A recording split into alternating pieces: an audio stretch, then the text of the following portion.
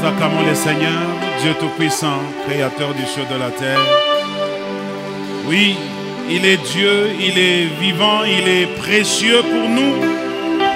Il est parmi nous ce soir, les dieux de la Bible, les dieux de la création, les dieux du commencement, les dieux tout-puissants,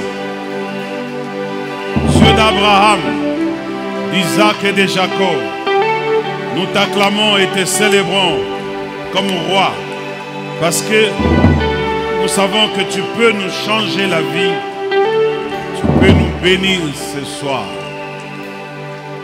Et j'entends quelqu'un dire Amen en acclamant très bien le Seigneur.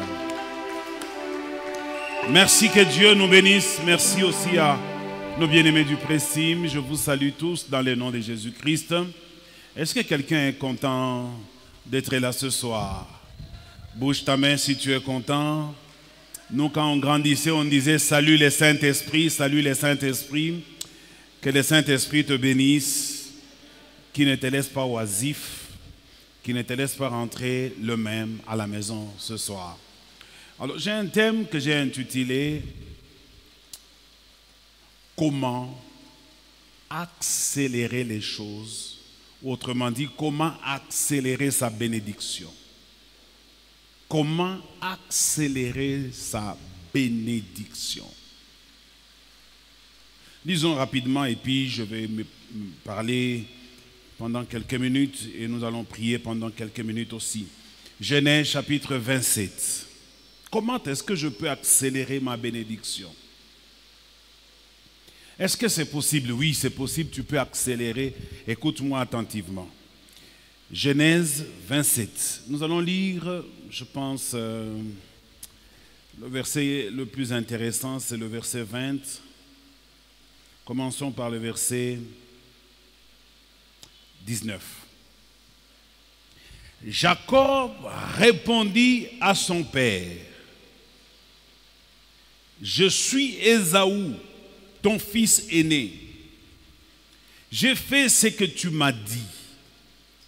Lève-toi, je te prie, assieds-toi et mange de mon gibier, afin que ton âme me bénisse. » Isaac dit à son fils, « Et quoi? Tu as déjà trouvé mon fils? » Et Jacob répondit, « C'est que l'Éternel, ton Dieu, l'a fait venir devant moi. » Permettez-moi de lire dans la version Parole vivante. Le même passage. J'avais quelque chose que je cherche qui se trouve là-bas. Verset 20. Isaac dit à son fils, « Comment as-tu fait pour trouver l'animal si vite? Comment as-tu fait pour trouver l'animal si vite? » Jacob répond, « Le Seigneur, ton Dieu, l'a mis sur mon chemin. » Alors, je voudrais prendre cette façon de la parole vivante qui dit, « Comment as-tu trouvé, comment as-tu fait pour trouver l'animal si vite? » Vous connaissez l'histoire, on peut éteindre ces ventilateurs s'il vous plaît? Je reste avec celui-là. Vous connaissez l'histoire de Jacob. Pour gagner le temps, je crois que vous vous rappelez comment il a fait, comment il est arrivé, comment il a obtenu la bénédiction qui était destinée à son frère, comment Jacob est devenu béni. Mais il y a aujourd'hui quelque chose que je vais ressortir dans l'histoire de Jacob qui peut nous bénir. C'est que Jacob n'était pas au courant de ce qui s'est passé jusqu'à ce que sa mère s'approcha de lui pour lui dire « J'ai entendu ton père parlant à Ésaü. Il prend des dispositions pour le bénir. » Alors moi, je préfère que ce soit toi qui sera béni par ton père avant qu'il ne meure. Rapidement, pendant que ton frère a été envoyé chercher du gibier, les gibiers, pour le trouver, ça prend un peu du temps parce que c'est dans le champ, dans la brousse qu'il faut aller le chercher. Et le gibier peut ne pas être abattu. Et tout ce temps-là,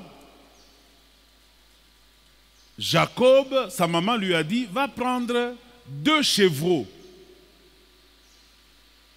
Parce qu'ils avaient derrière leur maison, comme c'était la coutume des gens de cette époque, ils entretenaient ou ils gardaient des bêtes.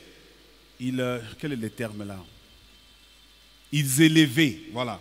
Ils élevaient les animaux domestiques, comestibles, derrière la maison. Alors, la maman va dire à Jacob, va rapidement, cherche-moi 2 chevaux, je vais le préparer comme ton père les aime. Et toi, tu le prendras pour aller le présenter à ton père. Et ton père te bénira à la place d'Ésaü. Jacob va dire à son père, et si mon père découvrait que je ne suis pas Ésaü, n'est-ce pas, au lieu de la bénédiction, je recevrai une malédiction? Sa maman dit, s'il y aura malédiction, n'aie pas peur, que cette malédiction repose sur moi.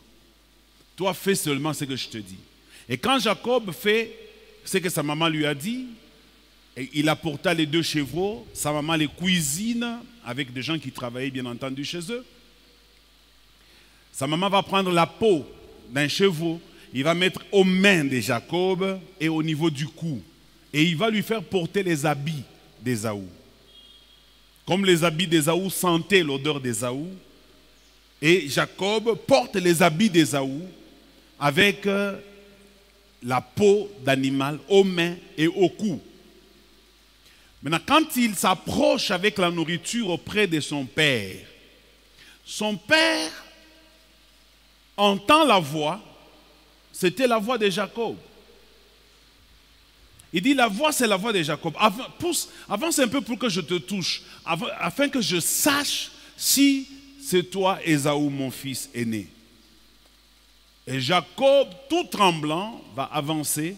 Son papa va le toucher à la main. Il va le toucher au cou. Il va sentir, parce que Ésaü était velu. Il avait beaucoup de poils. Il va sentir le poil. Il va se dire, certainement, c'est mon fils Ésaü. Et il va poser la question à Jacob, en estimant que c'était Ésaü. Il dit, comment l'as-tu trouvé si vite? C'est que dans la tête de Jacob, il y a eu un doute. Il y a eu, à un moment donné, il voulait savoir, parce qu'il estime, Jacob, avant qu'il ne devienne malade, avant qu'il ne devienne aveugle, vivait dans cette contrée. Il connaissait plus ou moins la distance qui séparait la prairie, là où il gardait les animaux, et la distance entre la maison et l'endroit où se trouvaient les gibiers, parce que lui-même était un chasseur. C'est comme ça qu'il a appris à ses enfants de faire la chasse comme lui. Alors, il avait une estimation de temps. Il s'est dit, s'il sort, le temps qu'il traverse cette rivière, là c'est moi qui estime, le temps qu'il monte sur cette montagne afin de descendre dans la vallée, là où ils peuvent trouver des gibiers, au cas où ils ne les trouvent pas là-bas, il serait obligé d'aller de cette contrée lointaine, là où il peut les trouver facilement. Alors, Jacob avait plus ou moins le temps que cela devait prendre et la distance il avait en esprit, mais il a été surpris de constater que non seulement la distance a été battue par celui qui se présente devant lui comme Ésaü, mais aussi le temps de la cuisson, parce qu'il savait le temps de la cuisson, ça pouvait prendre autant d'heures pour que cela soit prêt afin qu'il bénisse son fils. Mais tout cela a été fait avec accélération pour que Ésaü ne rentre pas avant que leur coup ne puisse être achevé. C'est comme ça qu'ils n'avaient pas droit à l'erreur. Ils avaient fait des choses avec accélération. Parce qu'il pouvait arriver, imaginez la scène, que pendant que Rebecca serait en train de préparer le mets de Jacob, d'Isaac, pendant qu'elle prépare les mets d'Isaac, et que Ésaü se présente avec son gibier, leur coup allait échouer. Leur projet allait échouer. Donc il fallait tout calculer. Donc même Rebecca, dans la manière de gérer cette situation, estimait le temps que Ésaü devait prendre, le temps d'aller et le temps de retour. Elle s'est dit, si je puis avoir ce minimum de temps avant que Ésaü ne revienne, j'aurai fini et Jacob, mon fils, serait béni. Quelqu'un se poserait la question de savoir, mais pourquoi une maman peut commencer stratégiquement à montrer une histoire comme ça, dans laquelle son fils aîné est victime au profit de son fils cadet. C'est tout simplement parce que Rebecca, lorsqu'elle était enceinte, il y a eu de troubles dans son ventre. Elle est allée voir à l'époque un homme de Dieu parce que, souvenez-vous que Rebecca venait d'un cas de stérilité. Et à peine que Dieu venait de le bénir, Rebecca commençait à sentir le menace d'avortement. C'est comme ça qu'elle a fui pour aller voir l'homme de Dieu afin de lui poser le problème. Et l'homme de Dieu lui a dit non, il n'y a pas d'avortement. Tout simplement, dans ton ventre, il y a 2 enfants. Donc ta grossesse est jumellaire. Tu as des jumeaux. Donc cet homme de Dieu lui a fait une échographie. Il y a des jumeaux dans ton ventre. Et je vois 2 nations. Et ce sont ces 2 nations qui sont en train de se bagarrer dans le ventre. Ils sont en train de se bagarrer parce que le plus jeune veut prendre la place de l'aîné, déjà dans le ventre. Jacob, déjà dans le ventre, s'est battu avec son frère Ésaü parce que Jacob voulait être l'aîné, déjà dans le ventre. Et sa maman était au courant de ça. Je soupçonne que sa maman aurait discuté avec Jacob de cette révélation avant qu'il ne naisse. Pourquoi je dis ça? Parce que vous allez constater dans le comportement de Jacob, lorsque il avait fait son potage et que Ésaü avait faim et qu'il voulait du potage de Jacob, d'où est venu l'esprit à Jacob de proposer à son frère de faire un échange entre son droit d'aînesse et le potage. Parce que Jacob dira à son grand frère, je te donnerai mon potage si tu acceptais de me donner ton droit d'aînesse. Donc c'est une histoire, non seulement qui a commencé dans le ventre, non seulement qui a été révélée par l'homme de Dieu, mais aussi Ésaü lui-même avait cédé son droit d'aînesse en sous-estimant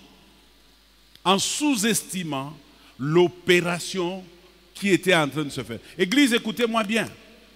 Ne négligez jamais dans votre vie les détails.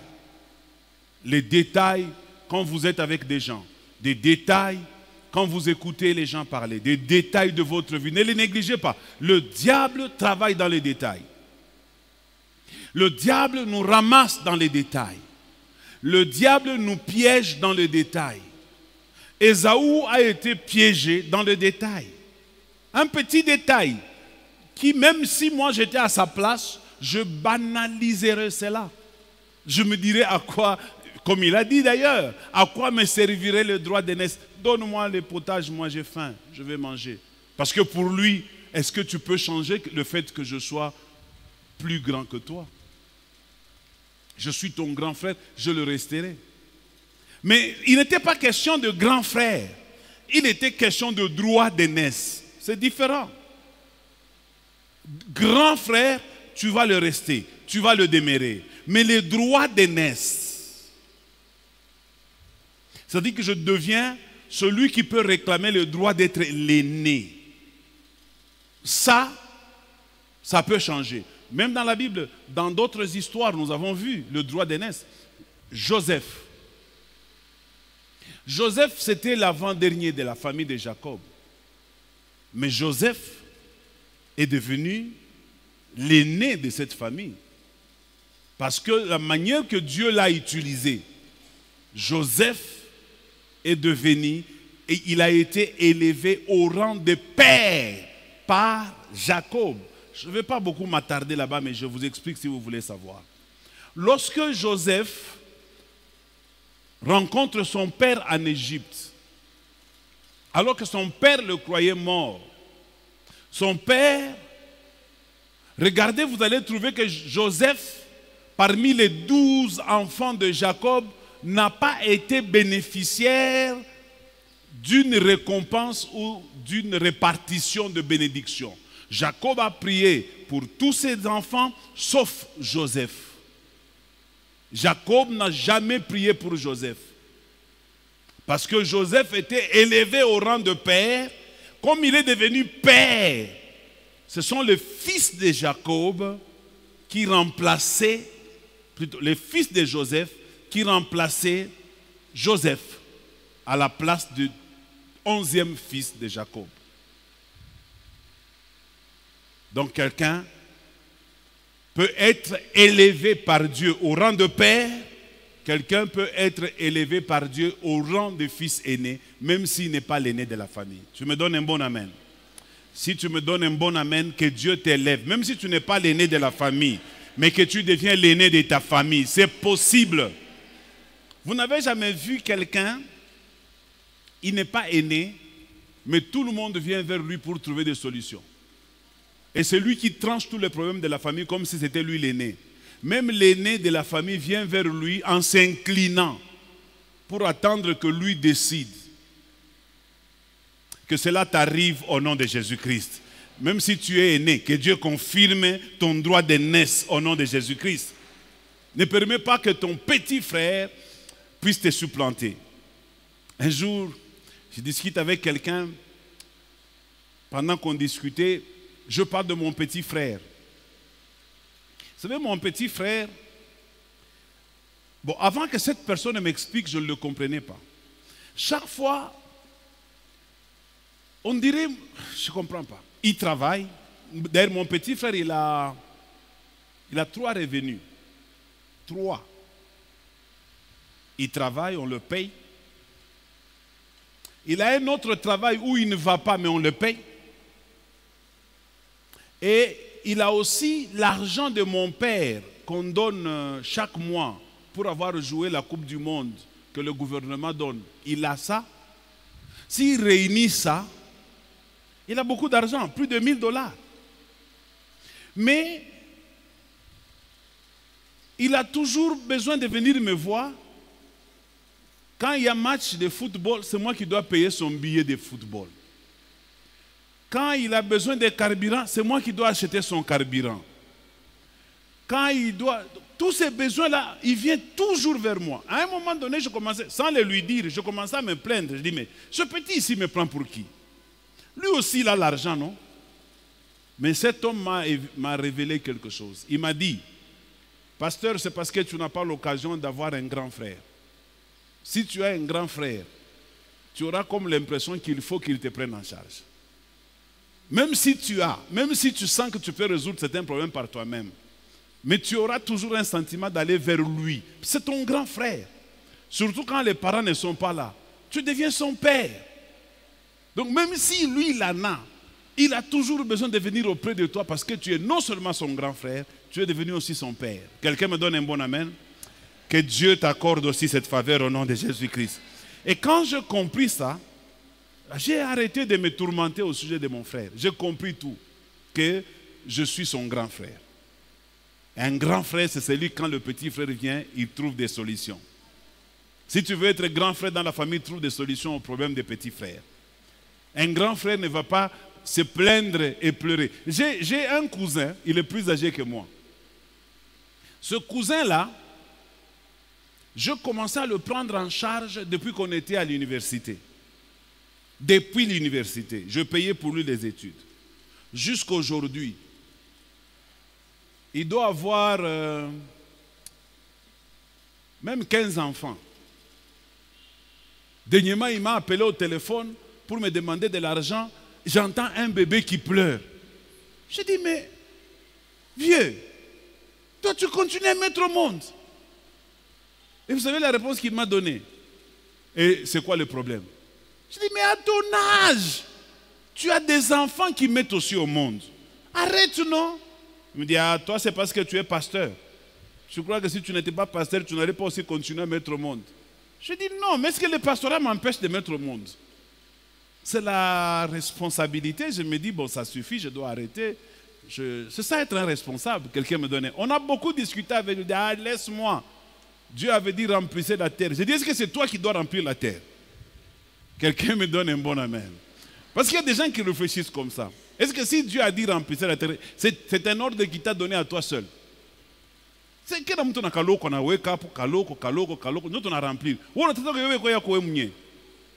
Et on dit, ah, moi, je suis pasteur, je ne suis pas ville. Oui, comme toi, tu es pasteur, je suis kuyu. Mais ça, ah, je suis pasteur, je suis non-bac. Quelqu'un me donne un bon amen. Je suis devenu son grand frère. Mais il est plus âgé que moi de plus de 10 ans. À peu près. Je suis devenu son grand frère. Deviens aussi le grand frère de tous les membres de ta famille au nom de Jésus-Christ. Jacob est devenu le grand frère parce qu'il est entré dans la maison de son père, il lui a présenté le mets, son père l'a béni. Je vais vous donner 3 points qui vont nous aider à comprendre comment est-ce qu'un homme peut accélérer sa bénédiction. Je tire ça de la question de son père. Comment as-tu trouvé si vite l'animal? Qu'est-ce que tu as fait pour trouver si vite? Et là, on ne va pas parler de l'animal, on va parler de toi, de ta situation, de ce que tu poursuis, de ce que tu veux réaliser. Les gens vont tout simplement constater que ta vie va prendre une certaine accélération et ils vont te poser la question de savoir comment as-tu réalisé cela si vite? Quelqu'un me donne un bon amen. Je veux que nous puissions réaliser des choses avec accélération. Alors, le premier point que vous devez savoir, c'est que si nous voulons réaliser des choses très vite, il y a 2 réalités sur lesquelles je vais travailler. La première réalité, c'est celle que j'appelle la faveur divine. Je ne vais pas beaucoup m'attarder là-bas. La faveur divine. La faveur divine peut faire à quelqu'un de gagner de la vitesse, de réaliser des choses et de dépasser les gens et d'étonner. Parce que ici, quand nous parlons de l'accélération, nous voyons un rapport avec le temps. L'accélération, c'est en rapport avec le temps. Si il y a quelque chose que je devais faire en 10 ans, mais avec la faveur divine, je le fais dans 1 année. S'il y a quelque chose qui se fait normalement dans 1 année, avec la faveur de Dieu, je le fais dans 1 mois. S'il y a quelque chose qui doit se faire dans 1 mois, avec la faveur divine, je fais ça dans 1 journée. Alors, c'est par rapport au temps. Tu réaliseras des choses par rapport au temps. Par rapport au temps, tu seras en avance.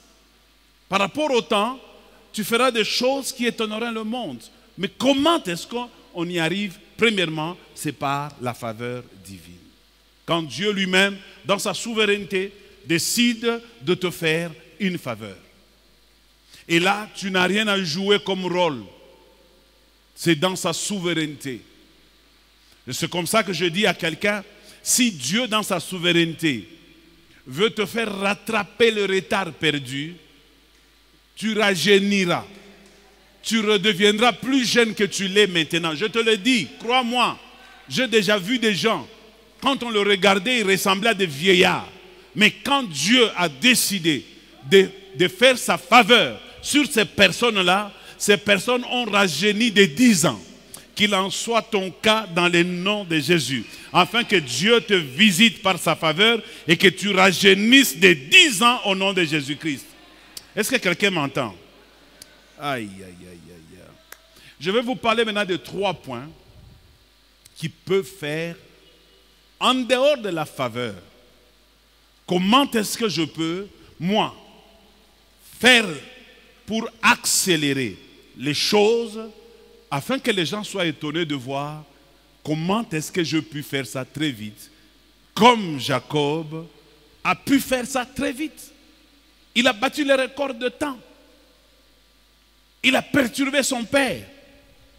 Comment as-tu fait si vite? C'est la sagesse. Tu me donnes un bon amen. La sagesse, c'est un ensemble d'intelligence, de savoir-faire et d'expérience. La sagesse te permettra de bien t'organiser et de savoir les priorités des choses et de faire correctement les choses au lieu de tourner en rond. Il y a certaines personnes qui perdent leur temps parce qu'ils ne sont pas organisés. Et la sagesse te permettra de t'organiser. La sagesse, elle est capable de permettre à quelqu'un, comme je l'ai dit, de faire quelque chose de 10 ans en une année. Tu me donnes un bon amen? Un jour, le beau-père de Joseph, de Jacob, est allé le voir dans le désert, Jéthro. Quand Jéthro arrive dans le désert, il rencontre son beau-fils, Moïse, excusez-moi, Moïse. Moïse était en train de recevoir les gens. Alors Jéthro a dû attendre toute la journée pour rencontrer son beau-fils. Et son beau-fils n'était qu'en train de recevoir du matin au soir. Quand il rentre le soir à la maison, son père lui dit, je t'ai amené ton épouse, mais je constatais aussi que tu ne travailles pas bien. Il va lui dire, ta manière de travailler, ça va te fatiguer. Non seulement ça va te fatiguer, ça va aussi fatiguer les gens qui te suivent. Pourquoi? Parce que tu travailles mal. Il y a des gens qui se fatiguent parce qu'ils sont mal organisés. Ton travail devient lourd parce que tu es mal organisé. Ton travail devient pesant à cause du manque d'organisation que nous appelons la sagesse. La sagesse va t'aider comme ça a aidé Moïse dans le désert. Jéthro dit à Moïse, Jéthro, ce n'est pas un chrétien, ce n'est pas un juif, c'est un sacrificateur païen. Un sacrificateur païen, c'est-à-dire il adore des idoles. C'est-à-dire il va faire des sacrifices pour des dieux étrangers. Mais il donne une sagesse à Moïse. Il dit en agissant de la sorte, tu vas te fatiguer et tu vas fatiguer le peuple. Choisis le chef de 50. Le chef de 100, le chef de 50, le chef de 10. Établis-les sur le peuple. Que le chef de 10 rapporte au chef de 50, que le chef de 50 rapporte au chef de 100. Les cas les plus difficiles, qu'on les rapporte à toi. À ce moment-là, tu verras que le travail sera bien fait, facile, et tout le monde trouvera son compte. Et quand Moïse a entendu ça, Moïse est entré en prière pour demander à Dieu si Dieu était d'accord avec ça. Dieu lui a dit, oui, Moïse, je suis d'accord avec ce conseil. Établis les gens.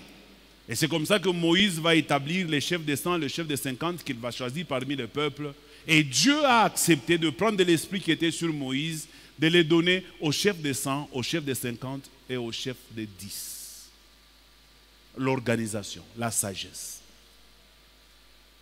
Demande à Dieu la sagesse si tu veux avoir de l'accélération dans ce que tu fais.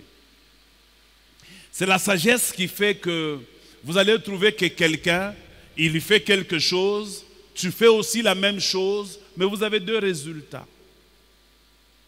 Et parfois, ça commence à créer des jalousies, des disputes, des haines. Pourquoi? Parce qu'on n'arrive pas à le comprendre. Nous faisons le même métier, mais regarde la vie que lui mène. Ce n'est pas la même vie que moi je mène. Nous avons le même salaire. Peut-être même, tu peux avoir un salaire moindre par rapport à ton chef. Mais si ton chef est mal organisé, si ton chef n'a pas de sagesse, et que toi, dans le peu que tu gagnes, tu as de la sagesse, tu verras que ton chef va commencer à te combattre parce qu'il ne comprend pas comment toi tu peux avoir la vie que tu mènes et lui qui est censé avoir plus de moyens que toi n'a pas cette vie-là. C'est un problème de sagesse. Que Dieu te donne la sagesse au nom de Jésus-Christ. Que Dieu te donne l'intelligence dans ce que tu fais. Que Dieu te donne cette capacité à gérer les choses de manière à t'épargner la fatigue et l'usure. La fatigue et l'usure. Beaucoup d'hommes de Dieu, les pasteurs, finissent très mal leur vie parce qu'ils ne savent pas comment utiliser la sagesse pour gérer l'église. C'est comme ça que moi, avec les serviteurs qui tournent autour de moi, qui travaillent avec moi, je suis très sévère avec eux. Quand je te confie une responsabilité, j'attends de toi que tu t'occupes de ta responsabilité et que tu le fasses bien. Et si tu ne le fais pas bien, eh bien, tu mourras sur tes épaules. Parce que si toi, tu ne fais pas bien ton travail, autrement dit, tu veux que moi, je fasse ce travail à ta place. Et si moi, je le fais à ta place, tu es en train de m'user, tu es en train de me détruire. Alors, si tu ne sais pas, tu ne te sens pas à mesure de le faire, renonce. On a besoin de quelqu'un qui fait bien son travail, quelque part. On a besoin. Et si il y a quelque part certaines personnes qui ne font pas correctement leur travail, ça va se répercuter sur l'ensemble du groupe. C'est comme ça que dans le groupe, s'il y a quelqu'un que vous constatez qui ne fait pas bien son travail, vous devez le dénoncer. Parce que le fait de ne pas bien faire son travail peut se répercuter sur le groupe. Vous êtes dans un chantier, vous êtes en train de construire une maison. Celui-ci, c'est un maçon. Celui-là, c'est un aide-maçon. Celui-ci doit prendre les briques pour les poser et les mortiers. Celui-là, il doit mélanger le mortier. Chacun doit faire son travail. Si quelque part, il y a quelqu'un qui commence à relâcher dans son travail, ça se répercute sur l'évolution de la construction. Et le maître d'ouvrage, s'il vient, il va constater que vous n'avancez pas. Et il va vous gronder tous. Ils peuvent tous vous faire partir. Il en est de même de nous à l'église. Chacun de nous doit savoir son rôle et la responsabilité qu'on lui confie. Ne te cache pas derrière les autres. Fais ton travail correctement. Quelqu'un me donne un bon amen.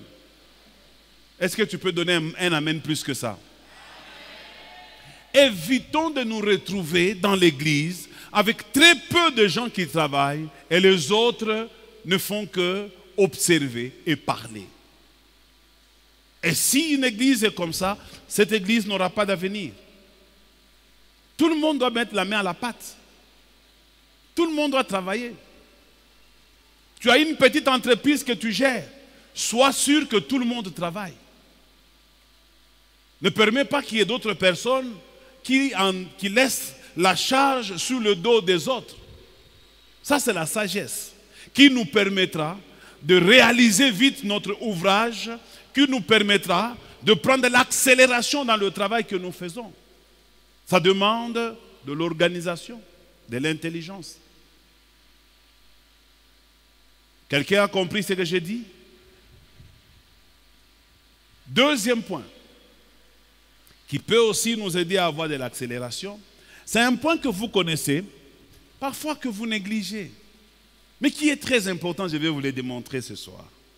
C'est la prière. La prière est un facteur d'accélération. Quand tu fais des choses sans prier, C'est-à-dire, tu le fais par toi-même. Tu le fais avec ton intelligence. Tu le fais avec ton savoir. Mais quand tu pries et tu demandes à Dieu de t'assister dans ce que tu fais, tu reçois une assistance qui te permettra d'être plus efficace et de jouir de l'aide des personnes invisibles. Celui qui prie jouit de l'aide des personnes invisibles. Si toi tu ne pries pas, tu n'auras pas de l'aide de ces personnes invisibles, les anges de Dieu, les Saint-Esprit, l'onction de Dieu. Ce sont des personnes invisibles. Mais celui qui prie bénéficie de toutes ces faveurs-là. Regarde ton voisin et dis, ne joue pas avec la prière. La prière permet l'assistance divine. La prière permet l'accompagnement angélique. La prière te permet d'être plus efficace que tu ne pourras l'être par toi-même. Je vous donne deux exemples. Le premier exemple, Élie, au mont Carmel, il est avec les prophètes de Baal. On a fini de tuer tous les prophètes. Maintenant, il faut que la pluie descende. Élie est entré en prière. Un détail, il met sa tête entre les deux jambes et il prie. Pendant qu'il prie, il demande à son serviteur, va regarder s'il y a les nuages qui annoncent l'avènement de la pluie. Son serviteur court. Parce que lui, il était comme dans la vallée. Son serviteur va à la montagne, il regarde, il rentre, il dit, il n'y a rien, aucun signe. Cette fois, il est parti sans suite. À la 7e fois, il lui a dit, je vois un nuage comme la paume d'une main. Et dès qu'il lui a dit ça, Élie a compris. Il dit, appelez-moi Akab. Il dit à Akab, hâte-toi. Paka paniko nasema beba mpunda anza mbio juu mvula inataka kuanza. Akab est monté sur le char et Akab est parti. Lui, il est resté en prière jusqu'à ce que la première goutte est tombée. Après, Élie est sorti sans char, sans vélo, sans moto. Il va courir. En courant, il dépasse même Akab qui est sur un char. Qu'est-ce qui lui donne cette vitesse? Qu'est-ce qui donne cette accélération? La prière. Quelqu'un me donne un bon amen? Un homme à pied peut courir et rattraper celui qui est parti il y a quelques minutes, montant sur un cheval, un char ou un cheval. Mais la prière est capable de faire ça. Deuxième exemple. Jésus se retrouve avec les disciples. Il fait les miracles, les gens ont mangé le pain, il a multiplié. Et puis il leur dit, allons dans le village de l'autre côté. Pendant que les disciples entrent dans la barque, s'engagent vers là où Jésus les a indiqués, lui monte à la montagne pour la prière. Il prie, c'était pendant la journée qu'ils sont partis. Jésus est resté là-bas. Il prie, c'est la nuit. Il continue encore une partie de la pluie, de la nuit, et puis il s'est dit, bon, je dois les rattraper. À cause de la prière, Jésus arrive, il ne trouve pas de barque. Jésus marche sur l'eau et rattrape ceux qui sont partis depuis la journée en marchant. La prière est un effet accélérateur, croyez-moi. La prière peut faire en sorte que ce qui n'était pas possible devient possible. La prière peut faire que ce qui était lointain soit rapproché. La prière peut faire ce que tu devais avoir dans 10 ans, tu peux l'avoir dans une année. La prière peut faire que ce que tu devais avoir dans une année, tu puisses l'avoir dans un mois. Ça, c'est la prière qui peut faire ça. Ne néglige pas la prière. Tu me donnes un bon amen. Ne néglige pas la prière. Ne joue pas avec le temps. Il y a des gens ici qui ont déjà perdu le temps. Quand vous le regardez là, ils sont vraiment en retard. Il y a des gens, on n'a pas besoin de nous dire l'âge qu'il a. En le regardant seulement, on sait voir que cet homme ou cette femme est en retard par rapport à sa vie. Alors quand vous voyez une telle personne et que cette personne n'aime pas la prière, ça devient très dangereux pour cette personne. C'est la prière qui peut t'aider. C'est la prière qui peut t'aider à rattraper les retards. Moi, je suis un exemple. Lorsque je grandissais, vers l'âge de 25 ans, 26 ans, peut-être même 27, j'ai constaté, tous mes amis avec qui nous avions étudié, ils sont devenus soit professeurs d'université, avec véhicule, soit commerçants, soit travailleurs dans une société. Je lève ma main, c'était dans cette même ville de Lubumbashi, Dieu m'est témoin. Et j'étais moi-même convaincu que je suis en retard parce que je n'avais ni ma bouche, ni où mettre la tête dans cette ville. Et j'étais convaincu, je n'avais pas besoin que quelqu'un vienne me le dire. Moi-même, j'étais convaincu que je suis en retard. Moi, j'ai connu un retard dans cette ville. Je vivais caché.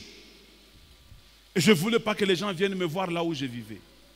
Je vivais dans une maison qui ressemble à un taudis, comme une case. J'ai vécu là. J'ai vécu dans une maison quand il commence à pleuvoir. Quand il commence à pleuvoir, ça sointe de partout. De partout, je dis de partout. Et impossible de dormir quand c'est la nuit. Et quand il pleut, je devais me charger pour protéger la farine. D'ailleurs, avec ma femme, on avait acheté un fût. Comme ça, on mettait la farine dans un fût avec un couvercle là, on fermait hermétiquement. Même si la pluie tombait là-bas, la farine était protégée. Mais il pleuvait de partout. De partout. Un jour, on a quitté cette maison, on est entré dans une autre. Tu sais, quand tu es dans la pauvreté, dans le retard, tu vas aller de médiocrité à médiocrité. J'ai quitté cet endroit, je suis allé dans une autre maison. Dans cette autre maison, là, il ne sointait pas. Mais quand il pleuvait, tous les eaux du quartier pouvaient entrer chez moi. Tout. Et quand vous êtes là, avec les gens, quand la pluie commence, vous priez que ça ne soit pas une longue pluie. Et je dis, je suis sérieux, ma femme connaît ce que je dis, vous priez que ça ne soit pas une longue pluie. Parce que si ça devient long, vous commencez à préparer vos visiteurs. Vous commencez à leur dire, bon, ici chez nous, l'eau entre, alors quand ça va entrer, souffrez avec nous. On mettait les jambes dans les fauteuils. Et quand l'eau entre, ça peut emporter les assiettes, les casseroles, tout ce qui traîne là par terre, ça sort avec. Donc quand tu te mets à la porte de chez moi, l'eau est pleine dans la maison, l'eau est pleine dehors. Tu ne peux même pas sortir. Un jour, maman Sylvie, c'était je crois fête de bonne année, un monsieur, comme il y avait une petite baraza là chez moi, il venait s'abriter contre la pluie. Tellement que la pluie était devenue de plus en plus menaçante, maman Sylvie a dit à cet homme, viens te cacher même dans la maison. L'homme est entré dans la maison. Quand il a vu que même dans la maison c'était pareil avec dehors, l'eau commençait à entrer. Le monsieur a décidé de quitter sous la pluie. Il dit à maman Sylvie, non, maman, minenda tout. Il avait un petit colis dans lequel il y avait du riz, comme c'était bonne année, un peu d'huile et un peu de poulet. Il préfère aller se mouiller avec ça que de rester dans ma maison. Histoire vraie. Et comme il y avait un trou, on avait construit un trou pour faire le faux septique. Mais comme l'eau a rempli partout, lui ne connaissait pas là où se trouvait le trou. À un moment donné, maman Sylvie entend seulement tout boum. Na ye, na mchele, na nkuku, na mafuta, ndani. Histoire vraie. Et là, je suis un jeune homme déjà en train d'avoisiner les 30 ans. Et quand tu sors comme ça, tu peux rencontrer ton ami de l'école, tu es méconnaissable par rapport à lui. Un jour, moi, je vais en prière. Ne négligez pas les prières, mes amis. Quand il y a prière, viens prier, ne joue pas avec ça. Je suis en prière, c'est la nuit. Je crois qu'il y avait veillé. Je tenais, parce que je voulais que ma vie change. Si tu veux que ta vie change, nous allons le voir par la manière dont tu aimes les choses de Dieu. Quand il y a prière, la manière dont tu viens à la prière, la manière dont tu te sens excité, on voit ça dans l'homme. Et je suis allé à la veillée. J'ai laissé ma femme dormir. Et ce jour-là, ma femme dormait avec les enfants parce qu'on n'avait même plus de lit.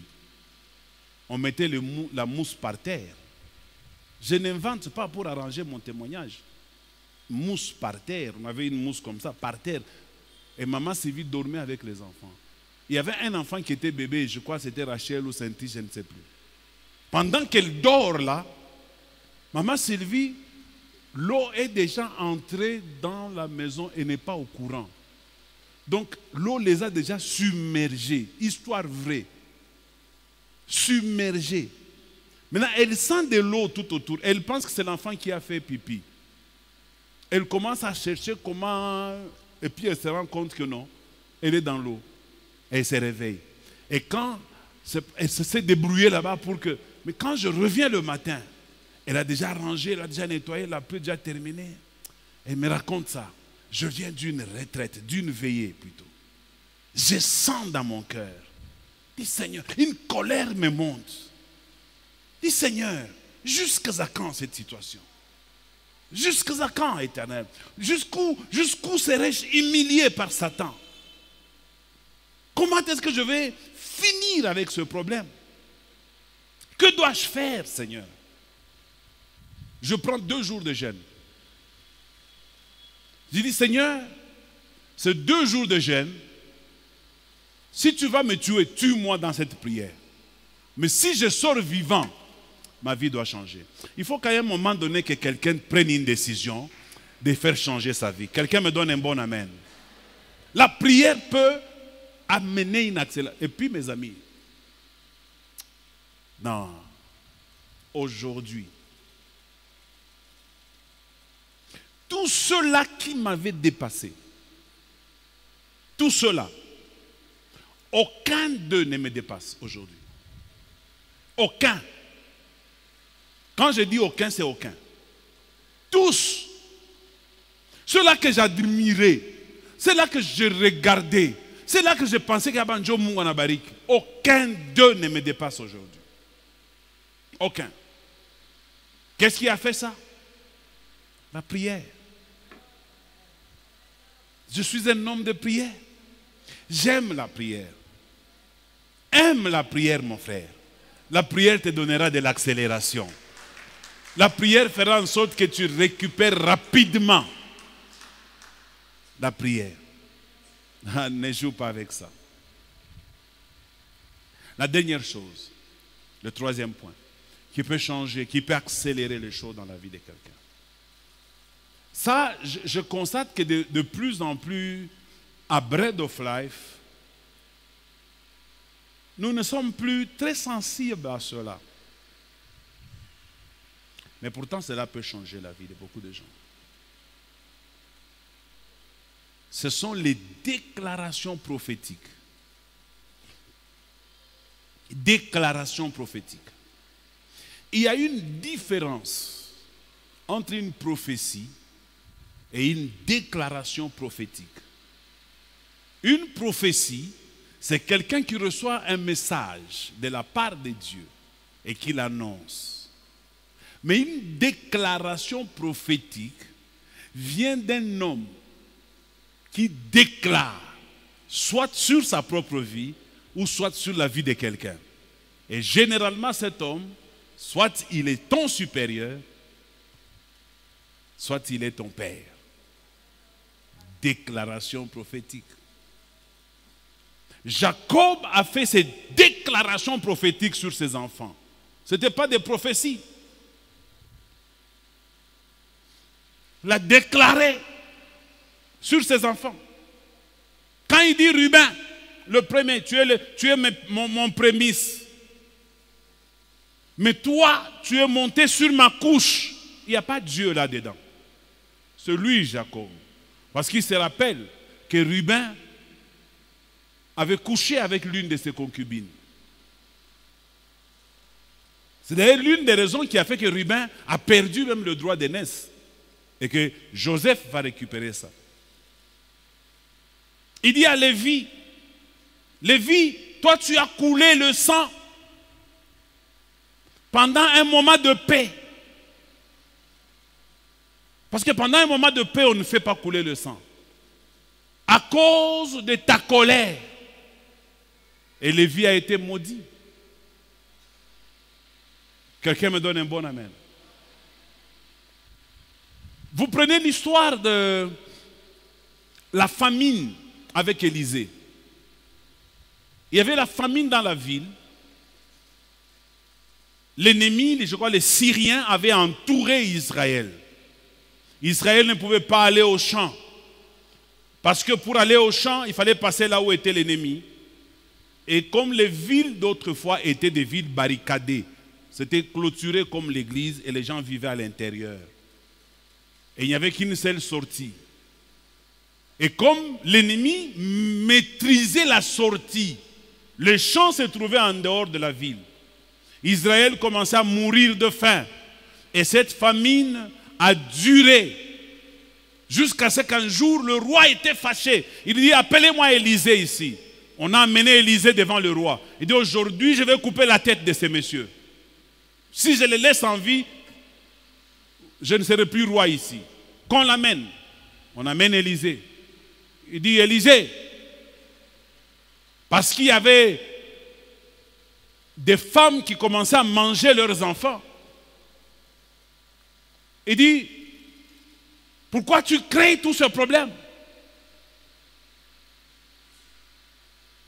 Pourquoi tu ne pries pas Dieu? La force de la prière et la force de la déclaration. Élisée va faire juste une déclaration. Dieu ne lui a pas révélé. Juste une déclaration. Quelqu'un me donne un bon amen.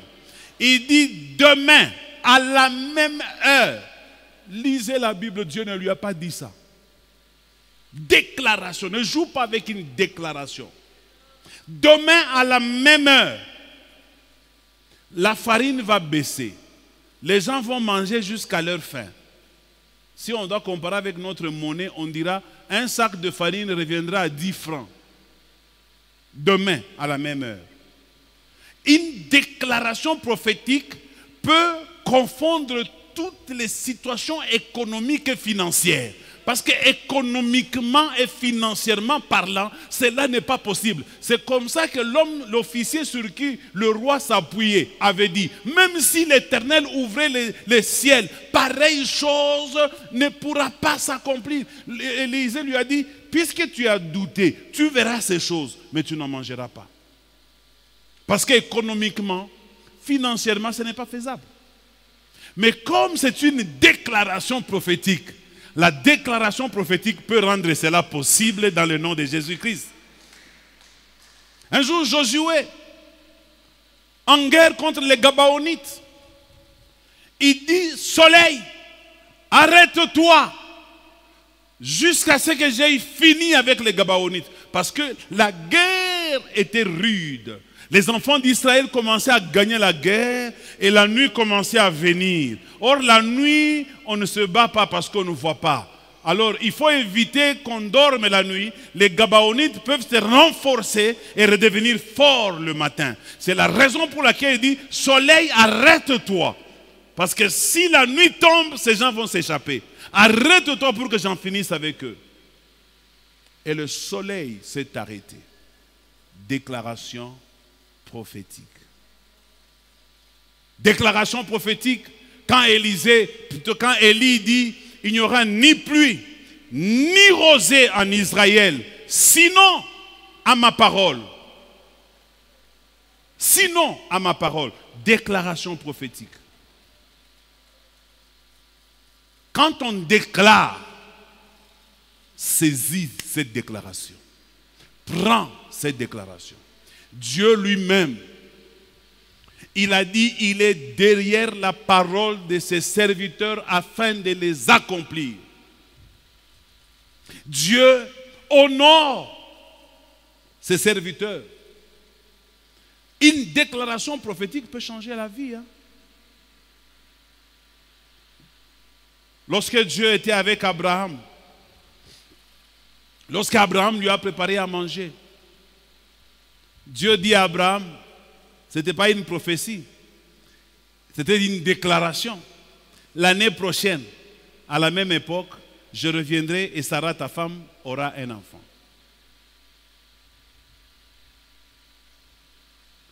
Je lève ma main comme un serviteur de Dieu. Je déclare dans la vie de quelqu'un, tu ne mourras pas de la mort des hommes. Tu ne mourras pas parce qu'il y a eu un accident quelque part. Tu ne mourras pas parce que quelqu'un est fâché contre toi. Toi, tu vivras, tu vieilliras, tu verras les enfants de tes enfants. Tu finiras tes jours heureux. Tu ne mourras pas dans cette situation-là. Je le déclare dans le nom de Jésus-Christ. Et à partir de maintenant, ce qui devait se faire dans 10 ans, que Dieu le fasse dans 1 mois. Je déclare et je répète. Ce qui devait se faire dans 10 ans, normalement, ça ne peut se faire que 10 ans après. Mais je déclare que ça va se faire dans 1 mois. Ça va se faire dans 1 mois. Avant la fin de ce mois de juillet, quelque chose va arriver dans la vie de quelqu'un. Je déclare et je décrète qu'il en soit ainsi au nom de Jésus. Les stériles vont enfanter. Les chômeurs vont avoir du travail. Les malades vont sauter de joie parce que guéris. La pauvreté va tomber au nom de Jésus-Christ. La misère va changer.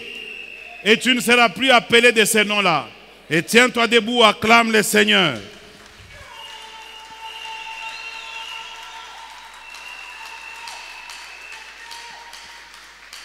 Acclame le Seigneur.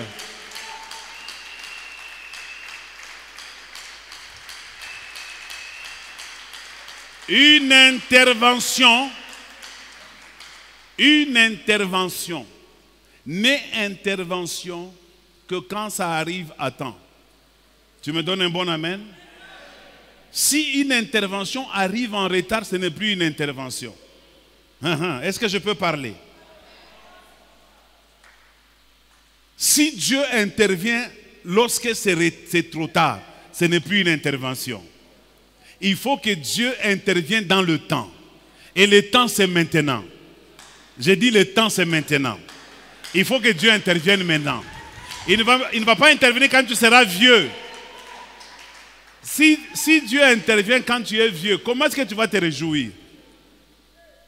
J'ai dit Dieu va te visiter pendant que tu es encore jeune. Et d'ailleurs, j'ajoute, si tu as déjà pris de l'âge, par le pouvoir et l'onction que Dieu m'accorde, je te rajeunis au nom de Jésus. Reçois l'onction de rajeunissement. Reçois l'onction de rajeunissement. Que ce qui n'allait pas dans ton corps commence à aller. Là où tu avais des courbatures, commence à te sentir bien. Si tu ne pouvais pas t'asseoir pendant longtemps, tu vas t'asseoir pendant longtemps. Si tu ne pouvais pas te tenir debout pendant longtemps, tu vas commencer à te tenir debout pendant longtemps. Si ce que tu ne pouvais pas faire avant, je déclare que maintenant tu peux le faire. Tu peux le faire. Ça, c'est Dieu qui peut le faire. Quelqu'un me donne un bon amen. Là où les autres prendront 10 ans, je répète encore, là où les autres prendront 10 ans, toi tu feras 1 mois. J'ai dit toi tu feras... Ah, ça c'est une très bonne déclaration. Ça je prends ça pour moi-même. Là où les autres feront 10 ans, j'ai dit là où les autres feront 10 ans, toi tu feras 1 mois. Et les gens vont se poser, comment as-tu trouvé cela si vite? Ils vont se poser cette question. Comment est-ce que tu as fait Comment est-ce que tu as fait? Comment tu as réalisé ça très vite? Parce que Dieu est vivant. Dieu est avec nous. Dieu nous aime. Et il veut montrer sa gloire au milieu de nous. Je veux que tu acclames encore le Seigneur, que tu dis Seigneur merci. Merci Seigneur. Merci Jésus. Merci Yahweh. Merci Adonai. Merci El Elyon. Nous voulons récupérer les retards. Nous voulons récupérer les temps perdus. Nous voulons récupérer les temps que nous avons perdus. Le temps de pleurs. Les temps de pleurs. Les temps de souffrance. Les temps de douleur. Les temps d'angoisse. Nous voulons les récupérer, s'il te plaît. Père, confonds le monde. Confonds-le. Confonds-le. Ils nous attendent dans 10 ans. Ils seront surpris dans un mois. Ils nous attendent dans 10 ans. Ils seront surpris dans un mois. Accélère, s'il te plaît. Accélère notre bénédiction. Jéhovah Sabaoth. Jéhovah Adonai. El Elyon El Shaddai. Ata El Roi. Le narcisse de Saran. Le lit de vallée. L'étoile brillante du matin. Le rejeton de David. Le Dieu incorruptible. Le Dieu tout-puissant. Celui qui a le mot dans sa bouche. Le mot qui suffit pour changer l'environnement. Le mot qui suffit pour apporter à l'existence les choses qui n'existaient pas, comme si elles existaient. Toi qui es assis sur ton trône, et ton trône est inébranlable, tu dis, j'agirai, qui s'y opposera? Agis, Seigneur. Agis, Yahweh. Commence à prier, commence à prier, commence à prier, commence à prier. Profite de l'occasion pour dire à Dieu quelque chose. Prie, ne néglige pas la prière. Ne néglige pas la prière. Ne néglige pas la prière. Dieu exauce la prière. Dieu exauce la prière. Les nations viendront vers toi. Ils diront, montre-nous ton Dieu.